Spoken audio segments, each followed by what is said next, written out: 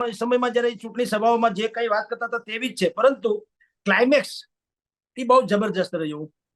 કારણ કે વાત તો એને બિલકુલ ઘણી બધા મુદ્દા ઉપર કરેલી. દુનિયાનો એમ કે એને સુઝાવ માંગ્યા હતા. નરેન્દ્ર મોદી એમ કીધું કે મેં દેશવાસીઓ પાસે સુઝાવ માંગ્યા હતા કે દેશને આગળ લાવો, એટલે 2047 દેશને મહાસત્તા બનાવવી હોય તો શું શું કરવું જોઈએ. તો સુઝાવ જે લોકો આપ્યા હતા કે દુનિયાનું આપણે સ્ટીલ કેપિટલ બની શકે એમ છે, ગ્લોબલ મેન્યુફેક્ચરિંગ હબ બની શકે એમ છે, યુનિવર્સિટી જે આપણી છે એ પણ ગ્લોબલ કક્ષાની હોવી જોઈએ. કારણ કે વિદેશમાં આપણા લોકો જે ભણવા જાય છે, ખાસ કરીને મેડિકલ ના ક્ષેત્રના, તો લાખો લોકો જાય છે. એને બદલે એમ કે અહીંયા જો આવે ભણવા, જેમ કે નાલંદા વિદ્યાપીઠ જે છે બિહારમાં, એ ફરી પાછી સરકારે નવી બનાવી નાખી, જેનું પુરાતન કાળમાં એનું જે પણ મૂલ્ય હતું એ સેન્સનું બનાવવાની વાત છે, એ પણ વાત કરી. લઘુ ઉદ્યોગો જે છે એને એમ કે કાનૂની અડચણો બહુ ઓછી આવે, બને ત્યાં સુધી કોઈ કાનૂની અડચણ ન આવે એ ટાઈપના એનું પણ વ્યવસ્થા કરવી. આપણું આયુર્વેદિક ઔષધિ એ વિશ્વ, આપણું તો ચરક જે સાહિત્ય છે ત્યારથી માંડીને આજ સુધી આયુર્વેદિકમાં તો આપણો કોઈ જોટો નથી સમગ્ર વિશ્વમાં. જે રીતે યોગ આપણે આખા પ્રાણાયામ ને યોગ આપણે આખા વિશ્વમાં, પછી વિશ્વ આખા એને સ્વીકાર્યું બી ખરું કે આ બહુ અતિ ઉત્તમ વાત છે. એવી જ આપણી આયુર્વેદિક વાત છે. તે ઉપરાંત સુપર ફૂડ એટલે કે ઓર્ગેનિક ફૂડ, આમાં પણ ભારતમાં બહુ મોટી ઓપોર્ચ્યુનિટી છે અને ખેડૂતોને પણ બહુ સારું એની આવકથી માંડીને બધી રીતે સારું થઈ શકે એમ છે. પછી આપણી ઉપલબ્ધિઓ ગણાવી, G27 આપણે કરી નાખ્યું, ગ્લોબલ વોર્મિંગમાં પણ આપણે વિશ્વના અનેક રાષ્ટ્રોની કમ્પેરમાં સૌથી સારું તો આપણે કર્યું એમ કે એમાં સફળ થયા હોય. અને બીજું 5 વર્ષમાં મેડિકલની હવે હજી 75,000 સીટ એટલે કે બેઠક હજી વધારવાના છીએ.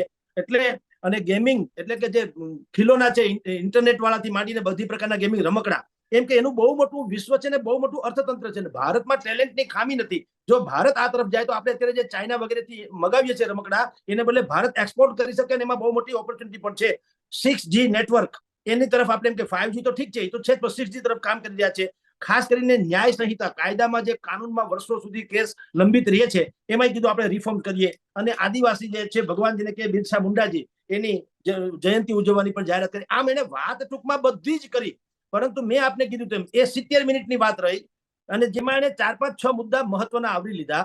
પહેલી વાત તો એ કે ભારતની ભીતરમાં જ રહીને કેટલાક ભારત દ્વેષી, દ્રોહી નહીં, ભારત દ્વેષી લોકો જે છે, જેને ભારત અને ભાજપ બે એક લાગે છે કે ભાજપ આગળ વધશે તો ભારત એટલે ગમે તેમ કરીને જાતિવાદ નાખી દો તમે, એમાં જાતિ જનગણના જેને કહે છે એ, પછી સીએ જે છે એવા કોઈ યુનિફોર્મ સિવિલ કોડ જે છે એ પ્રકારના કાનૂન છે તેમાં અડચણ નાખવી. એટલે નરેન્દ્ર મોદીએ આજે જે પ્રવચન આપ્યું એ પ્રવચનનું જો પેલી હેડલાઇન જો કરવી હોય તો શું છે આપને કહું.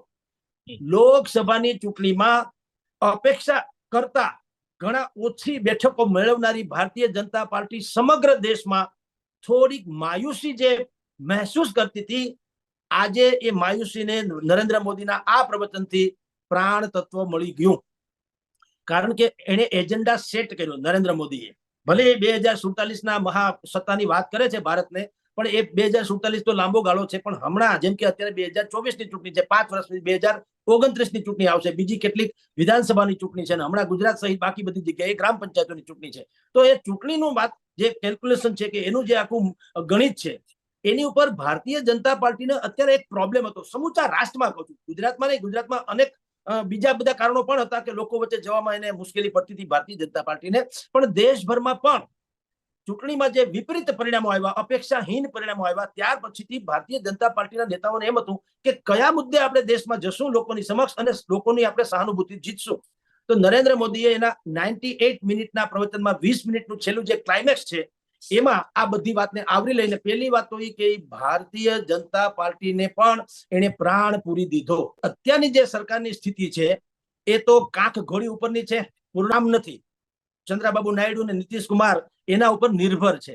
કાલ સવારે ઉઠીને અત્યારે આપણે બધી સારી સારી વાત 2047ની વાત કરો, પણ 47 ક્યાં થયું? લાલુ પ્રસાદ યાદવથી માંડીને વિપક્ષના અનેક નેતાઓએ કીધું છે કે ઓગસ્ટ મહિનો નરેન્દ્ર મોદીની સરકાર કેન્દ્રની જે કાઢે તો કાઢે, સમજી લો. એટલે સ્થિતિ અત્યારે પાછી પ્રવાહી તો છે જ, પણ જે એટલે 2047 બહુ દૂરની વાત છે. પણ એક વસ્તુ કહું, નરેન્દ્ર મોદી હંમેશા એની એક પંક્તિ પણ કાવ્યમાં પણ છે કે હું ફાનસ છું, એમ કે હું પડકારોને ઝીલનારો માણસ છું, વગેરે વગેરે.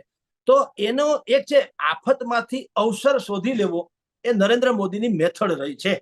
એટલે અત્યારે એ કાંખ ઘોડીના આધારે છે કે ચંદ્રબાબુ નાયડુ અને નીતિશ કુમારની પક્ષે જે ટેકો આપ્યો છે, કાંખ ઘોડી કહું છું, એને કારણે અત્યારે ભલે કેન્દ્રમાં છે એટલે દરેક માણસે એટલે કે વિપક્ષના ખાસ કરીને ઇન્ડિયા એલાયન્સ એવું માનતી હોય કે ગમે ત્યારે આ કાંખ ઘોડીમાંથી એકાદને આમ ખેડવી લઈએ એટલે નરેન્દ્ર મોદીની સરકાર ગબડી જશે. પણ નરેન્દ્ર મોદી પણ કોઈ કાચા રમકડાનો માણસ તો છે નહીં. એને પગડા ખેલવામાં કઈ કોઈ પહોંચે એમ નથી પોલિટિકલી લાગે વધીએ ત્યાં સુધી. આજે એને શું કર્યું કે પહેલી વાત તો એ કે ભારતીય જનતા પાર્ટીની પહેલા તો હતાશા દૂર કરી દીધી અને એક એવો પ્રાણવાયુ તો નાખ્યો છે કે એના જે કટ્ટર ટીકાકાર લોકો હતા અથવા તો છે એને પણ એમ થયું કે અત્યારે ચુનાવી માહોલ નહીં હોવા છતાં 2047ના વિકસિત રાષ્ટ્રની વાત કરીને નરેન્દ્ર મોદીએ એટલા બધા મુદ્દાને આવરી લીધા કે એ મુદ્દા લઈને જો ભારતીય જનતા પાર્ટી પાછું સમાજમાં જાય તો એને જે પેલા 2014 ને એ રીતે જે મળતું હતું સમર્થન એવું મળવું સંભવ છે. નંબર 1. નંબર 2, નરેન્દ્ર મોદીએ 2047નું જે બ્લુ પ્રિન્ટ માન લ્યો કે એને થોડુંક ખાતા વહી તૈયાર કરી છે તો સાવ ઉપલબ્ધ નથી. એને બધી વાતે કરી છે ને કે બિહારમાં જે નાલંદા વિશ્વવિદ્યાલય એક જમાનામાં તો વિશ્વભરના લોકો ત્યાં ભણવા આવતા હતા અને આપણી પાસે શું નથી? આપણી પાસે વેદનું શાસ્ત્રોનું આટલું પુરાણ છે. આપણે સૌથી ધનાઢ્યમાં ધનાઢ્ય એવી પ્રાકૃતિક સંપદા ધરાવીએ છીએ. આપણું આયુર્વેદિક છે જે વિશ્વને અત્યારે જરૂર છે. બધા એલોપેથીની દવાઓ ખાઈ ખાઈને બધા પોતપોતાની જાતને બીમાર કર્યા છે. હવે જગતમાં આયુર્વેદિકનો જે નવો આયામ થઈ રહ્યો છે એમાં ભારત જેવું તો ક્યાં કોઈ પાસે છે.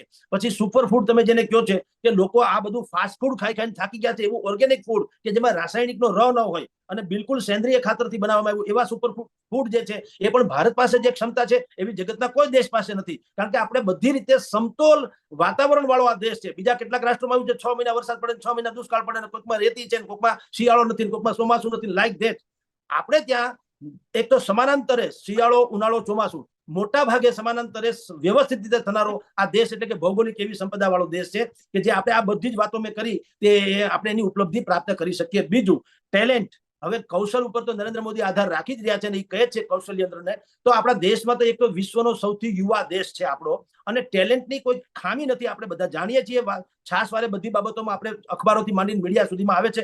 જગત આખો એને સ્વીકારે પણ છે. આજે પણ વિશ્વની સૌથી જેને કહેવાય મલ્ટીનેશનલ કંપનીઓ જે છે એપલ થી માંડીને જેટલી પણ તમે સમજો તો આ બધા ફેસબુક થી માંડીને બધા એમાં સીઈઓ જે કઈ અથવા તો કી પોસ્ટ ઉપરના માણસો છે એ પણ ભારતના જ છે અને અમેરિકામાં અત્યારે લડી રહ્યા છે મૂળ ભારતીય છે એવા જ કમલા બેન છે લડી રહ્યા છે એ પણ આપણા જ મૂળના છે અને બાકીના અનેક રાષ્ટ્રોમાં જેમ કે બ્રિટન સહિતના રાષ્ટ્રમાં આપણી જ બધા બોલબાલા છે ચારેક વખત. એટલે દેશ પાસે મહાસત્તા બનવાનું મટીરિયલ તો છે જ. એ મટીરિયલનું મેકેનિઝમ કરીને ઉજાગર કરવાની વાત છે. જે નરેન્દ્ર મોદીએ કીધું કે આ મારો ત્રીજો ટર્મનો જે 30 નો કાર્યકાળ છે એમાં હું 2047 માટે 24/7 એટલે હું ટૂંકમાં 24 કલાક હું એ કામ કરવા માટે તેને સક્ષમ છું અને તો એ એચીવ થઈ શકે એમ છે. બાબા સાહેબ આંબેડકરનું બંધારણ એવું બેસ્ટ છે કે આપણે ત્યાં આવી લશ્કરી બગાવતો સંભવ નથી અને એવી ટોળાશાહી પણ સંભવ નથી કે જે બાંગ્લાદેશ ઇત્યાદિ રાષ્ટ્રોમાં થયું છે. હા, કેટલાક લોકોને લાળ ટપકે છે જેમ કે સલમાન ખુરશીદ કોંગ્રેસના દિગ્ગજ નેતા છે સલમાન ખુરશીદ. એને તો વાત કરી જ છે કે ભારતમાં પણ બાંગ્લાદેશ વાળી થઈ શકે. આ બધા શું છે? હાસ્યામાં ધકેલાયેલા, નિરાશામાં ગરકાવ થયેલા, પોતાની રાજનૈતિક જે ભવિષ્ય જે છે એને ગુમાવી ચૂકેલા અને કોઈ પણ ભોગે બાય હુક એન્ડ કુક સત્તા હાંસલ કરવાની ખેવના વાળા જે કેટલાક લોકો છે. ખાસ કરીને એમાં ઇન્ડિયા એલાયન્સનું નામ આપવું જ પડે કારણ કે એ બધા જ જે ભેગા થયા છે કેવળ ને કેવળ સ્વાર્થ ખાતર ભેગા થયા છે. એકબીજાના વિચારો એકબીજાની સાથે ક્યારેય એને સંમિલિત થાય નહીં એવા છે. બધા વિપરીત વિચારો વાળા છે પણ બધાનો કોમન એજન્ડા શું છે? નરેન્દ્ર મોદીને હટાવો અને આપણે ગાદીએ ચડી બેસો. એટલે આ લોકો બધા ધીરે ધીરે કહી રહ્યા છે. તમે જુઓ ભારતનું જે કાંઈ પણ વસ્તુ હોય ઇન્ડિયા એલાયન્સને હંમેશા એમ લાગે વિદેશના લોકો કે એના ઉપર વધુ ભરોસો મૂકે. જેમ કે હમણાં અમેરિકન કંપની જે છે શોર્ટ લિસ્ટ કંપની હિન્ડનબર્ગ, હવે એને જે અહેવાલ આપ્યો કે અદાણીનું આમ હતું સેબીમાં ફલાણે રોકાણ કર્યું હતું બધું ગપલો છે. હવે પછી દૂધનું દૂધ ને પાણી તો શેરબજારે સ્વયં કરી નાખ્યું કે શેરબજારમાં કોઈ બહુ મોટો ઉથલ પાથલ ન થયો. તેમ છતાં રાહુલ ગાંધીએ પણ એ મુદ્દો ઉપાડ્યો અને હવે 22મી તારીખે ઇન્ડિયા એલાયન્સ જે છે એ રાષ્ટ્રભરમાં આખા દેશમાં આ મુદ્દે કે ભાઈ સેબી અને આ બધા ઉદ્યોગપતિઓ બધા મિલી ભગત છે અને અર્થતંત્રને બધા કેપ્ચર કરે છે વગેરે વગેરે.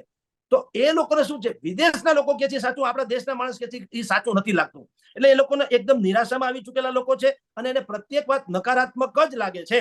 એને ક્યારેય એવી વાત નથી લાગતી કે ભાઈ દેશમાં કંઈક સારું બી થઈ રહ્યું હોય ને તો તમે બેલેન્સ કરો તો વધુ સારું છે. પરંતુ નકારાત્મક એટલા માટે કે એની પોતાની જે એક કોર વોટ બેંક હતી મુસ્લિમ કોમ્યુનિટીની ખાસ કરીને હવે એમાં ભાગલા પડી ગયા. કારણ કે હવે ઓવેસી બંધુઓ જે છે મેદાનમાં છે એટલે એ પણ કેટલાક મત કાપી નાખે છે પછી સમાજવાદી પાર્ટી અખિલેશ યાદવ એને પણ કેટલાક માફિયાઓથી માંડીને બાકીના સમાજની જે કઈ ભડકામણી વાતો કરવાની હોય એ કરી લીધી. એટલે અત્યારે ઉત્તર પ્રદેશમાં આપણે જુઓ લોકસભાની ચૂંટણીમાં જે નુકસાન થયું ભારતીય જનતા પાર્ટીને એ શું કામ થયું?